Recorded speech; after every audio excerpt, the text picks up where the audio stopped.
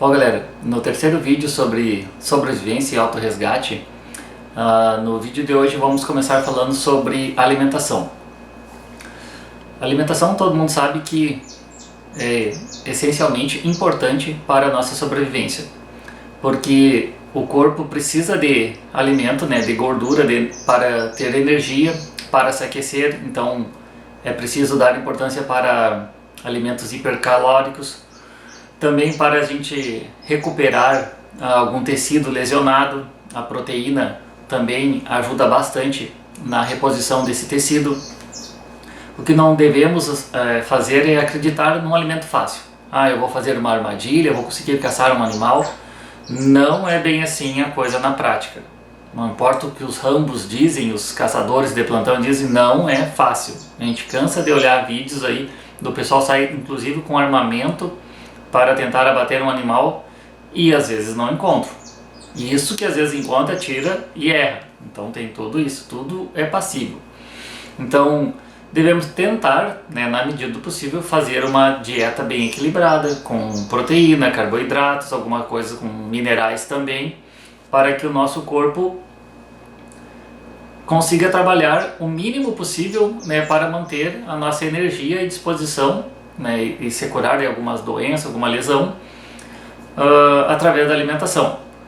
Porque o corpo, ele é uma máquina, conforme a gente não come, ele vai parando. É como um motor, precisa colocar combustível nele para que ele funcione. Se não nos alimentarmos, não ingerirmos nenhum tipo de alimento, a máquina para. Então devemos dar atenção para isso aí, tentar na medida do possível, dependendo do ambiente que estivermos, coletar fontes variadas de alimento, para que a gente consiga tentar fazer uma dieta meio que equilibrada na sobrevivência, para que também não tenha inanição de certos nutrientes no corpo. Se falando em plantas comestíveis, devemos procurar estudar o máximo possível, conhecer espécies que são comestíveis, que são ou não venenosas, mas também assim, não devemos, já que não somos muito acostumados a comer muita planta assim exótica, não convencional, pegar e se atracar a comer numa grande quantidade, que provavelmente o estômago vai estranhar, o organismo pode até rejeitar. Então deve-se morder, mastigar e engolir poucas quantidades, num determinado tempo, para que o organismo naquela situação se acostume com o tipo de planta. Também não vamos cair naquela assim, se as aves comem, se os pássaros comem, é comestível para o ser humano. Nem sempre assim, toda regra é uma exceção. As coisas que os macacos comem é um indicativo, mas também não é uma regra exata, não é uma segurança que o ser humano pode comer também. Cada metabolismo é metabolismo, cada organismo é organismo. Às vezes também não vale o risco por o baixo valor nutricional. Um exemplo são os cogumelos, já falei isso num vídeo. Não é porque eu peguei lá e li um livro sobre cogumelos, agora eu sei tudo sobre cogumelos. Agora eu saio catando e vou comendo aí no chão, vou catando cogumelos nos troncos e vou comendo. Olha que se pegar uma espécie venenosa, tá feita a porqueira. E o valor nutricional de cogumelos é realmente pouco, é muito pouco, às vezes não vale a pena o risco. Então, como eu falei, não vamos cair nessa só porque tu lê um livro, isso aí depende de estudo. Pode ver qualquer biólogo falando aí, qualquer pessoa que estuda botânica, tem que ter um estudo bem forte, bem pau-ferro sobre isso aí, para que não venha fazer mal ou até mesmo causar a morte. Ao experimentarmos alguma planta que tivermos a suspeita que seja comestível, não devemos, como eu falei antes, comer muito dela de uma vez só. Vamos, por exemplo, se estivermos em grupo, uma pessoa só faz o teste, para que todos não venham a adoecer, e prejudicar a estabilidade do grupo. Então faça o teste, esmague ela, cheire. Se por acaso ela ter cheiro de pêssego, de amêndoa, descarte. Se fizermos o teste, por exemplo, de colocar esmagar ela, o sumo, e colocar no cotovelo, por exemplo, assim, e caso der alguma irritação, né, cutânea, também não é aconselhável comer. Outra situação é a gente colocar ela embaixo da língua. Se sentir que começar a adormecer ou queimar, também a gente já nem mastiga, né, e já elimina a saliva fora também. Se por acaso a gente acabou engolindo e der dor de estômago, a gente toma o máximo possível de água morna e evita de comer qualquer outro tipo de alimento até que essa dor passe. Então vamos fazer o teste, por exemplo, com uma folha, né, de uma planta, colocamos nos lábios, ver se vai sentir alguma queimação, algum ardor, colocar um pouco no canto da boca, às vezes em cima na língua, na ponta da língua, embaixo da língua também, e esperar mais ou menos assim um tempo para ver se vai dar alguma reação. Se nesse teste não der nada, podemos comer uma pequena quantidade e esperar umas 4 ou 5 horas para ver o tipo de reação. Se não der vômitos, arrotos, dor no estômago principalmente, né, ou no abdômen, então é sinal que ela é segura para comer. Mas, como eu falei, vamos comendo em pequenas quantidades. Se falando em alimento de origem animal, devemos aprimorar a nossa percepção, conhecer os animais, estudar o comportamento deles. Não existe uma regra exata, toda regra tem a sua exceção, como eu já falei, então devemos observar os comportamentos. Tentativas e erros sempre vão acontecer. Pode ter sorte de principiante? Pode, mas devemos saber rastrear, reconhecer as pegadas, os hábitos de cada animal, conhecer que tipo de fauna existe naquela região remota onde estamos programados para ir, caso seja necessário, para que a gente saiba mais ou menos um mínimo de informação para conseguir uma caça de sobrevivência. Um detalhe que devemos observar, por exemplo, são os herbívoros. Eles precisam de um dia inteiro praticamente nas pastagens para saciar a fome deles. A maioria dos animais sai para se alimentar na primeira hora do dia e na última hora do dia aí, para ter uma noite tranquila de sono, né? Então são horários que podemos nos programar para tentar conseguir esse alimento. O animal, quanto mais velho, mais gordura ele tem, né? Só que também a carne é mais rígida, né? Não é tão saborosa. Mas se dependermos da gordura, é uma fonte boa para conseguir esse tipo de alimento. Alguns hábitos de animais devem ser observados. Geralmente, assim, coelhos, eles não saem muito para passar muito longe da toca, porque a qualquer sinal de perigo eles correm para a toca deles, né? Leves principalmente.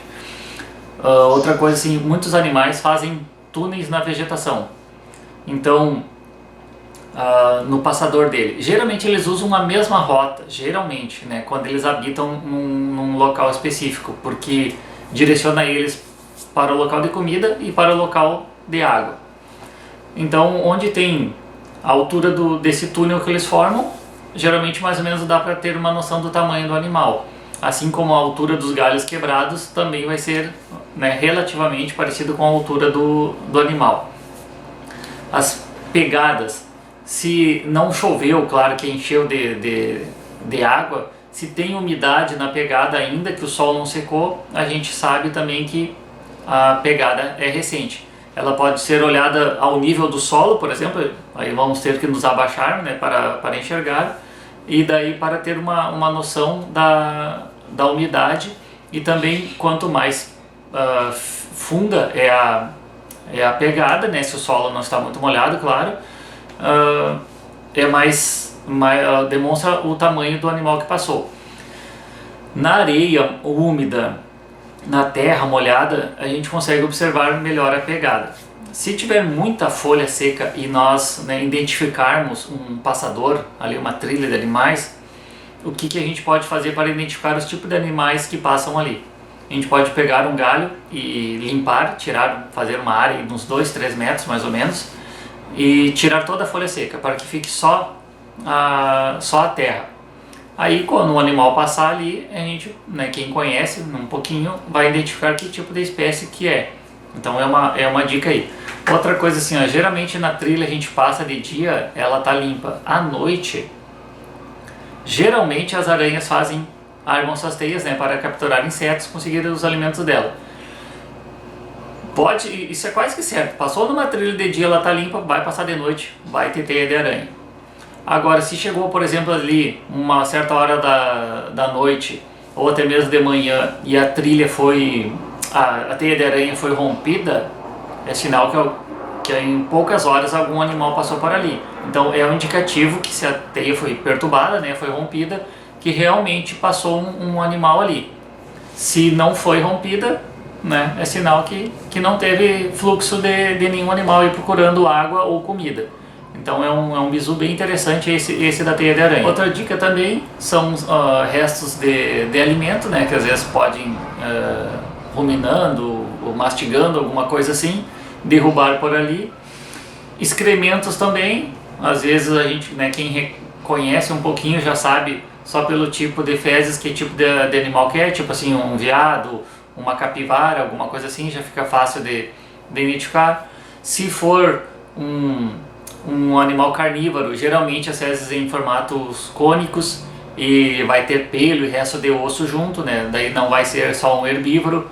Então são todos detalhes que a gente pode ir observando ao longo do tempo. Outro detalhe assim, pessoal, troncos com cascas mastigadas ou arranhadas podem ser também veados, né, que roem as cascas das árvores. Arranhados tipo esquilos que arranham em busca de algum inseto, alguma larva, alguma coisa assim. Também lama chafurdada é sinal de porco selvagem, né, o javali ou o javaporco, enfim, que já é um animal que já requer também cuidado. Fezes de aves que forem mais soltas assim, é sinal que a água se localiza mais ou menos perto, porque aves pequenas não voam muito longe atrás de água. Aves de rapina já não fazem tanto essa necessidade de água tão perto deles assim, porque a área de abrangência deles de caça é maior. Até as fezes vai ser diferente, né? Porque não vai ter grãos, não vai ter sementes, vamos achar partes de animais não digeridas, né? Tipo penas ou pelos de algum roedor, alguma coisa assim, ou até mesmo pedaços de ossos. Então, se falando em alimentação, né, pessoal, o importante é levarmos até uma sobra de alimento, caso aconteça uma coisa que tivermos que ficar um tempo a mais no local, ainda temos uma reserva de emergência. Infelizmente, por causa das nossas leis, hoje não podemos estar usando armamento, né, por causa dessas ladainhas aqui no Brasil, mas no kit de sobrevivência, um bodoque, né, um estilingue, como em outros locais conhece por esse nome, é sempre válido. E aquilo é igual ao kit de sobrevivência, tu tem que ter ele, treinar e usar ele. Assim como, por exemplo, o bodoque, tu vai deixar para usar numa situação de emergência, tu vai penar um pouquinho para conseguir alimento. Então treina, vai para uma área mais rural, assim, onde não vai acertar a vidraça de nenhum vizinho, pratica com estilingue. Se tem uma zarabatana, pratica com a zarabatana, qualquer tipo assim. O estilingue é uma das melhores maneiras que tem para conseguir alimento. Se tiver esferas de aço, rolamento para levar um pouco, melhor ainda, porque o arrasto é quase zero, não faz barulho. O arrasto, a resistência do ar que eu digo, né, não faz barulho. Eu já cansei de ver assim, às vezes passa perto de pássaros assim e eles nem percebem, diferente se for uma pedra grande, né, ou às vezes até mesmo uma bolinha de gude. Bolinha de gude também é válido, porque também é mais fácil de ter um tiro de precisão com ela. Treinem, pratiquem, né? Estilingue eu sou fã de estilingue. Quem vê no meu Instagram aí tá sempre vendo eu postar foto com eles assim, porque eu gosto de praticar bastante. Se um dia precisar, né, eu já não vou penar tanto, não sou um exímio atirador, mas se precisasse, seria uma ótima ferramenta nas minhas mãos para conseguir alimento. Tá bom, galera? Mais umas dicas rápidas aí, e na medida do possível vamos gravando mais vídeos, tá ok? 100% operacional.